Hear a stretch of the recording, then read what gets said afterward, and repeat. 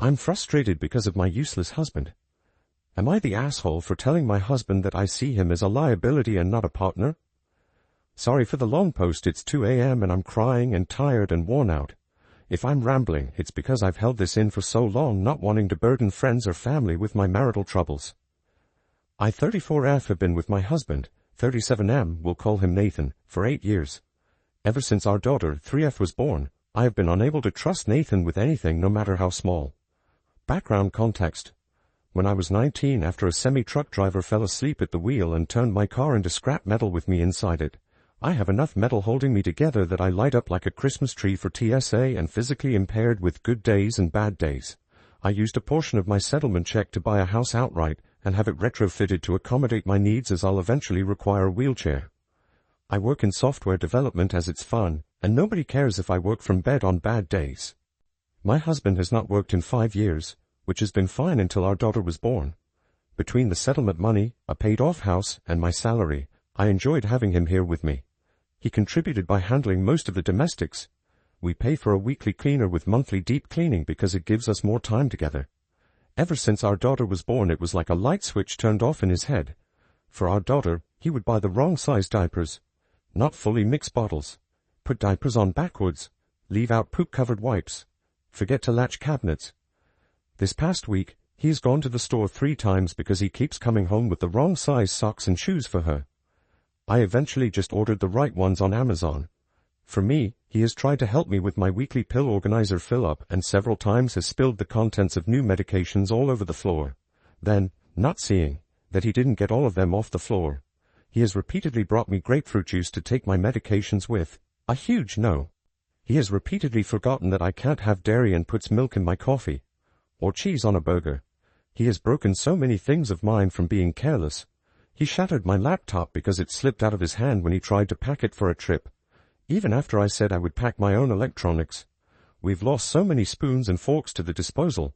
He tried to replace the head gasket in my car and over-torqued the engine bolt, which shattered inside the block, and 2 different shops said they couldn't repair it. We ended up getting a new vehicle because a replacement engine would have cost $11,000. A week later, he crashed the new car into the garage door because he thought he'd pressed the brakes, not accelerator. He wanted to do TikTok and streaming as a hobby.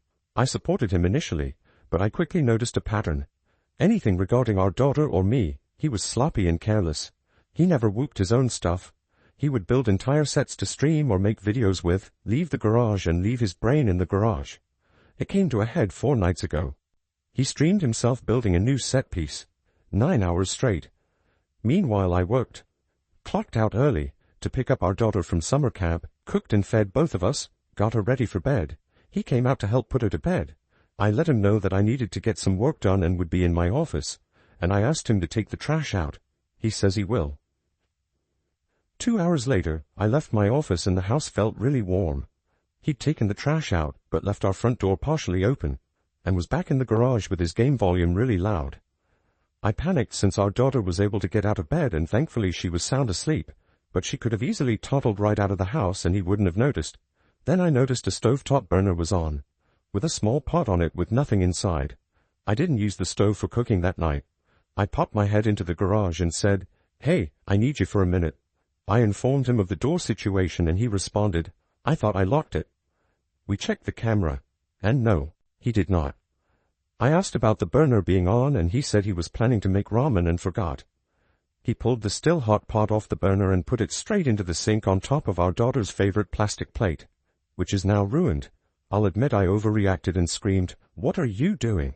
He realized what he'd done and pulled the pot off our daughter's plate and straight onto the countertop. I grab it quickly and run it under water to cool it down. I tell him I can't tonight. I can't deal with him. I'm taking my meds and going to sleep. He gets a cup from the cupboard and sets it straight onto the burner that had been on. I hit my limit. I started crying.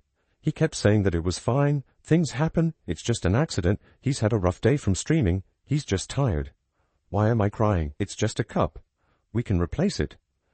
The anger hit and I said, "It's because I have a liability and not a partner." He said, "What the fuck does that mean?" I screamed that it's because I can't trust him to do anything, that I'm always having to watch him like a child, always having to bear the costs of his mistakes, that every time I get careless and think I can trust him to be an adult, I'm always the one getting fucked over. I then said, I can't see you as a partner anymore. You're just another liability in my checkbook. He immediately stormed out of the kitchen and went to bed. I called my mom and told her what happened. She thinks it's just stress and offered to take our daughter for a week so we could figure this out without our daughter seeing it. She says it was an asshole thing to call my husband a liability. In the morning I told my husband that my mom would pick up our daughter from summer camp and offered to watch her for a week.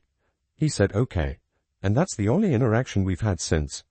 He spends all day in the garage playing games with his friends, making TikToks, and streaming. For food he's been ordering DoorDash and having the person deliver it in the garage. It's been days and he refuses to be in the same room as me. I've tried messaging him to ask if we can talk, or figure out a solution. But he's just left me to read. If I pop into the garage, he ignores me but apologizes to his friends or viewers for the interruption, and Geek unmutes his mic when the noise stops. Before the blow-up, I've asked if there was something going on. I tried to gently respond every time he screwed up so our daughter didn't associate mistake to anger. I asked him to schedule a doctor to see if something was going wrong medically. He always said I was overreacting, people make mistakes, and didn't see an issue, even when the same mistakes kept happening. When I tried to get him to understand that it was concerning just how expensive his mistakes were getting, he'd wave it off as it's not like we can't afford it. I love him dearly.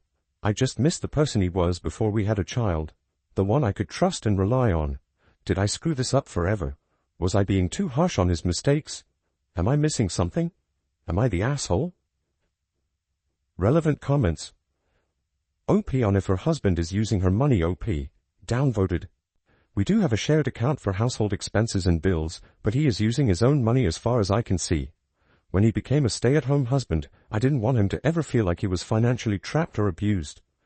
Also, the thought of my husband having to ask for money, permission to buy things for himself, or not being able to buy gifts discreetly felt ick to me. My paychecks get split between the expenses account, $300 each deposited into separate accounts the other can't see, and the rest to savings. To me, it's his money to save or spend how he wants. I read through all the responses and have removed the allocation to his account. I also removed his name as an authorized user on the bills expenses account. Before our daughter was born, this did seem the fairest, because he was managing the household tasks and maintenance. But I understand everyone's frustration at me since the arrangement is no longer fair or equitable. I can't cancel his card because my name isn't on that account at all, but I have put a stop to this Fridays and all future deposits. OP on if her husband contributed to anything before their daughter's birth and afterwards. OP. Before our daughter was born, he was contributing and I valued him for it. He cooked most of our meals, did the daily cleaning chores like dishes, wiping counters, and cat litter scooping. We did bi-weekly grocery trips and bulk store runs together, but one-offs during the week he would handle. He also helped me hit the ground running with scrambled eggs and coffee in bed so I could take my heart medication. I never had to run the laundry or consider taking the heavier pain meds to get through folding and hanging everything. He still mostly does these, minus breakfast. Dishes sometimes sit overnight due to his streaming, but I also attribute it to our toddler wanting each part of her meal in a different small bowl, and our dishwasher can only fit so many of the IKEA kids' bowls. He does the daily things like dishes, scooping cat litter, wiping counters, getting trash out, cleaning random messes that occur, etc., plus laundry, yard work. We pay for a weekly cleaner so we don't run into the issue of deferred cleaning. We're neglecting the house for a few days. Illness, doctor visits, family visiting, local outings, etc. doesn't ever turn into a, there's too much to catch up on, OMG, where do I start, freeze. I've always struggled with that in the past, and the monthly deep cleaner because it's honestly just really nice having a professional come in. Our monthly deep cleaner is also a professional organizer, which has been a tremendous help with the transition from infant to toddler organization of clothing and toys. OP on her husband's qualities. OP.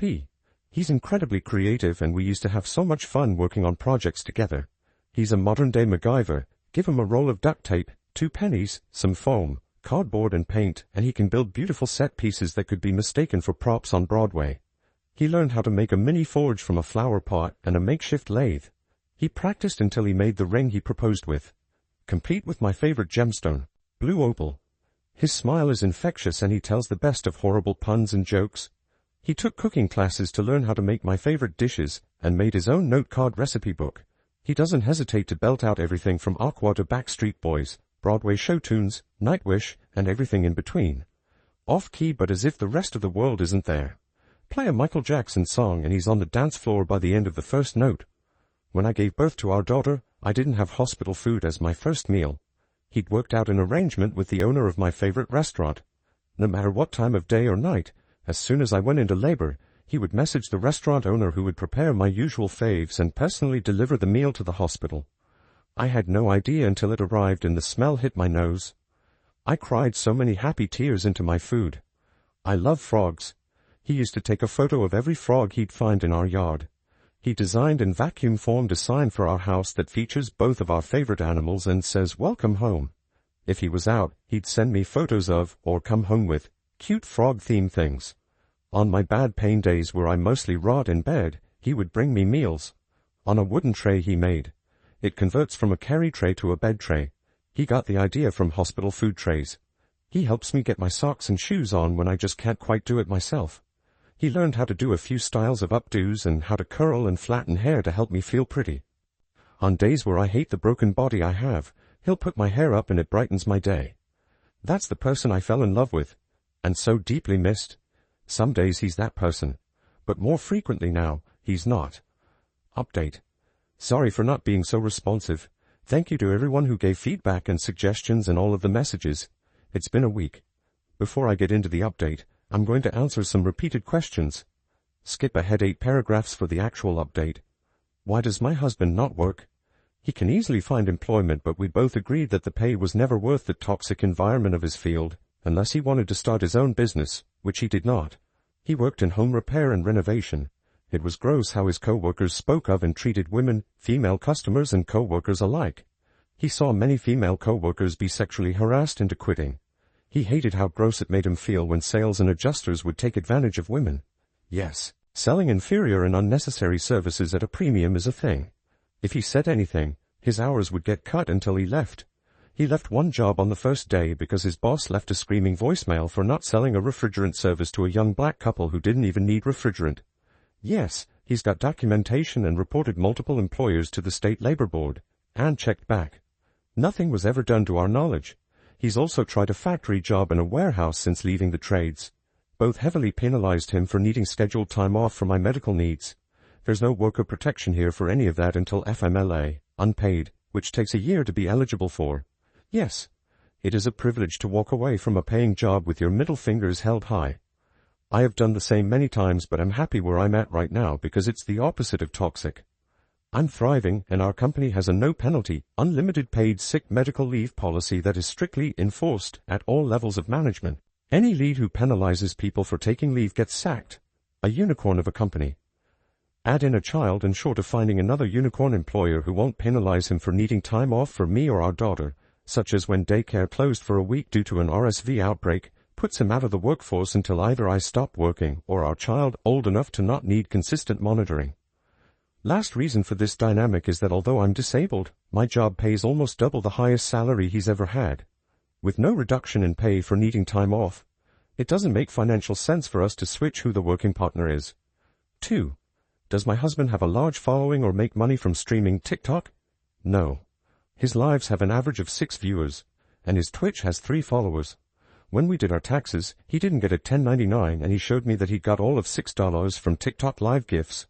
Nothing from Twitch. His viewer counts are about the same as at the end of last year. 3. Why do we still have a weekly housekeeper and have our daughter in summer camp and part-time daycare? I hate the dynamic of one spouse working a single job for 40 hours a week while the other juggles simultaneous domestic duties, child rearing, care, enrichment, socialization, and essentially being on call 24/7. I would not want those expectations of me and couldn't fathom putting all of it on someone I love and cherish. If my husband did all of the activities and field trips the daycare did, his evenings and weekends would be taken up by domestic duties that I would physically struggle with assisting. The weekly housekeeper helps prevent deferred cleaning paralysis, where small missed things pile up into unwieldy monster tasks and struggling with where to start. The monthly deep clean and organization has been a world of self-care as we navigated to having an infant and the transition from infant to toddler. Edited to add, our daughter started at the part-time daycare when she turned 3. Before then, my partner was the primary caretaker, which made the weekly housekeeping that much more helpful in not letting things fall to disarray. 4. The allowance thing. Yes. I wanted a dynamic where my husband had his own money even if he was not working a paying job. Maybe I've been on social media too long, but I've read so many stories of non-working spouses, albeit mostly women, being financially abused or unable to leave marriages because they did not have access to money they could save up in private. Should I have stopped it sooner when our dynamic became too unbalanced? Yes. I own that. 5. As for what happens if when we divorce, the house and settlement balance is in a trust completely separated, and as far as my lawyer can tell, out of his reach. Alimony would be up for a judge to decide, but between my documentation, that his licenses or certs aren't expired, plus my continual medical costs, there's a good chance of not being obligated. Hopefully that answers most or all of the background-related questions. On to the update. Friday I finished work to the smell of food being cooked. My husband was plating dinner on the table when I left my office. He said he wanted to talk over dinner. Some people had given me a heads up that my story was on multiple TikToks, and I'm grateful because it meant being prepared for the possibility he would see it. I have feelings about my post being used for content on the very platform my child and I have been neglected for. Not good ones. He did see one. He asked if it was me and I told him the truth. Yes, I wrote it. Yes, that's how I feel. And yes, I read the comments on Reddit. And no, I won't delete or change how I write about him just because I know he can see it. I don't know how to describe his reaction, but he said he'd spent the last day reflecting on just how bad it could be. For so many medical diagnosis suggestions to be given as reason and justification. He did say that he's not ADHD. His mom was addicted to opioids and Ritalin when he was a kid, and she tried to get numerous doctors to have him diagnosed with ADHD. She had him believing he was, so he also sought out 2 opinions once he was an adult. He didn't learn about her addiction until his mid-20s. He did seek therapy once he was aware that his mom was trying to use him for pills. He said he was willing to see a psychiatrist one more time, but he doesn't think he's ADHD or autistic at all. He does think he might be depressed, though. If not depressed, he will ask about some of the other medical suggestions if it will ease my worry or rule out a major problem. He did sound genuine in this, but something he said is sticking with me. He said it jokingly and apologized as soon as he saw the hurt in my eyes. That everyone saying there's something wrong in his brain must be onto something, since he chose to love and marry someone medically fragile, knowing our life together would be anything but normal. He did also admit that the night he'd left the door open, the pot on, ruined our child's favorite dish, and a cup. He'd drunk a little too much on his stream, and would monitor that more closely. He said the last few nights, he had been filling his wine bottle with grape juice so it looked like he was a jolly drinking Viking, but was actually sober. He said he would keep doing that. After dinner we went out and he surprised me by seeing the new Deadpool movie. We didn't go to our normal theater because he looked up what each theater had for limited edition popcorn buckets. I now have the baby Deadpool one that holds popcorn and a drink. We spent the next day going over the extent of how our family dynamic changed for the worse. How the little things have added up. How I see change as a part of an apology. If you verbally apologize but repeatedly do the same thing, the apology words are worthless to me. And that he didn't recognize just how frequently he was making the same similar oopsies. Sunday, we spent time talking over short and long terms. What needs to change immediately? Him scheduling his own doctor appointments. Timelines for expectations. He agreed that replacing or fixing things he caused will no longer come out of our expense account. He will pay it from his allowance account, which we talked about. I did turn deposits back on, but only for $50 per paycheck. He suggested we keep it that way until he's paid back the cost of repairing the garage and car from earlier this year. He said it will take him far longer to undo the cost of destroying the engine to my last vehicle, but that he's going to step up and find ways to make it right. Yes. I see the red flags. Love bombing. Not knowing how frequently despite repeated talks. Thinking verbal apologies are the final step in apologizing and not understanding that repeatedly doing the same problem thing is the same as never apologizing. And yes, I know he will read this. Do I actually think this is resolved, and we will come out of this as a perfect married couple who stays together until one of us croaks?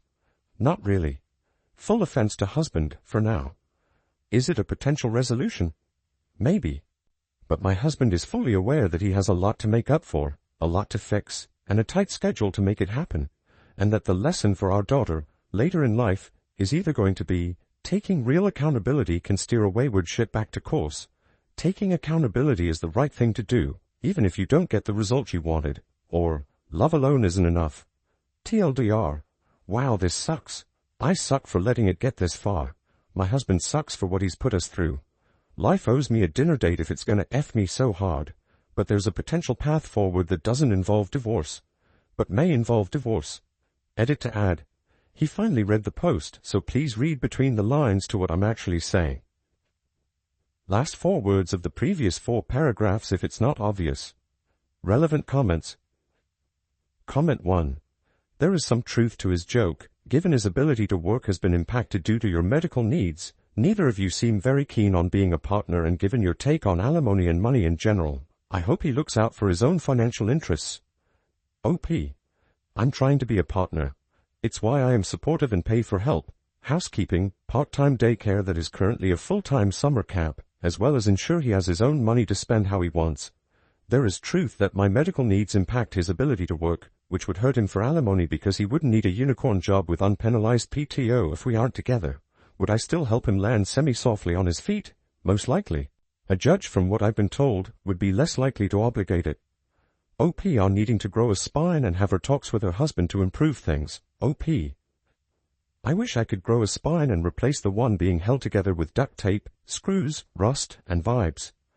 I'm well aware that he's 99.9% likely in a panic, and the next month if that is going to be a refreshing, but temporary, change.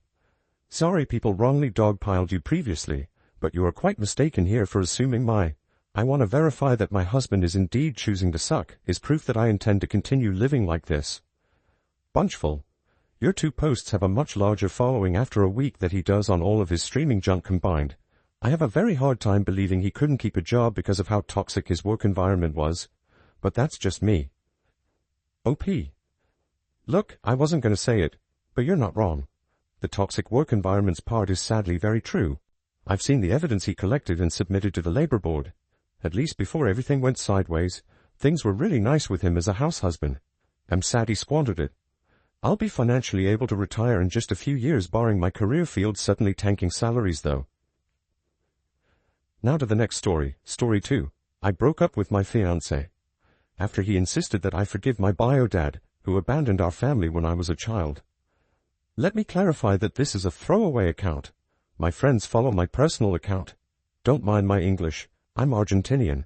And also, I would like to make things short, but I'm afraid that it's pretty impossible, since I'm going to have to give a lot of context. So basically I, 28F now, and my twin brother Leo, 28M, were raised by my mother alone in our childhood.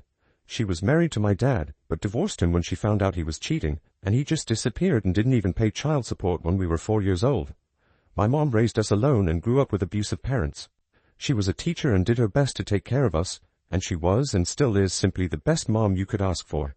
Never abusive or unfair, never showed any favoritism. She was always interested in us and was the perfect combination of a fun but responsible parent.